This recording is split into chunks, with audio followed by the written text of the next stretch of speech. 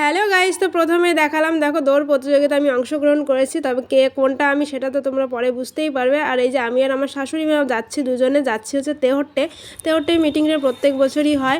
আমি আর আমার শাশুড়ি মা এবারে এসেছি। আর তেহট্টে বাস স্ট্যান্ডে নেমে তারপরে এই ভেতর দিয়ে আসতে হয়, মাঠের ভেতর দিয়ে আসলে তাড়াতাড়ি হয়ে যায়, ওই জন্য তাড়াতাড়ি করার জন্য চলে এসেছি। তো এসে দেখছি মিটিং আরম্ভ হয়ে গেছে, আমরা একটু লেট করে ফেলেছি। তো দেখো কত মেয়েরা মায়েরা এসছে, আর এখানে খুব সুন্দর সুন্দর কথা, সুন্দর সুন্দর আলোচনা মেয়েদের মায়েদের সম্পর্কে, বেশ ভালো লাগে আসলে। তো তারপর এবার দেখো দৌড় প্রতিযোগিতা হচ্ছে, আমি ওই দেখো কালো শাড়ি পরা, ওটাই আমি।